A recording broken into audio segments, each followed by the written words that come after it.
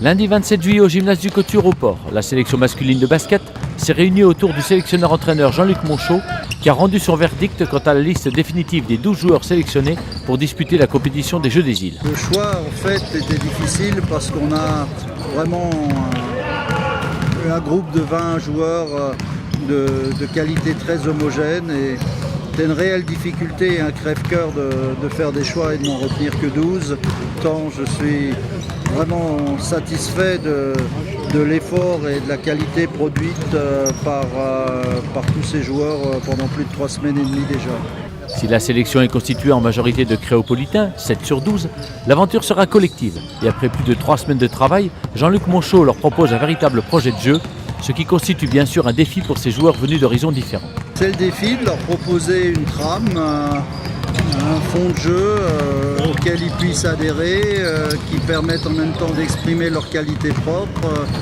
Voilà, c'est tout le défi. Le basket est un jeu très, très collectif, on y arrivera tous ensemble, mais pour tous ces joueurs, il fallait apprendre, je dirais, un autre style de jeu, d'autres principes, oublier ce qu'on leur a dit en quelque sorte dans leur club respectif. Ils ne pouvaient pas venir chacun avec ce qu'il a entendu dans son club et il fallait s'appliquer à réaliser ce que je leur proposais. Et puis je peux dire qu'après 3 semaines et demie, que leur travail est productif, leur implication était irréprochable.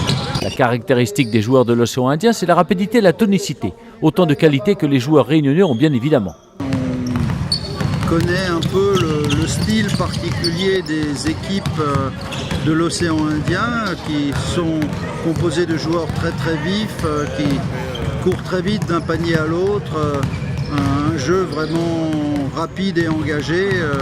Ça c'est la caractéristique, mais on la retrouve spontanément dans les joueurs de la Réunion. Les joueurs que j'ai eu à ma disposition ont souvent montré ce style-là, l'envie de jouer vite et je dirais qu'en ce qui me concerne, j'ai souvent dû freiner les chevaux, si j'ose dire, parce qu'ils étaient un peu trop fougueux pour leur proposer un quadrille un peu plus organisé.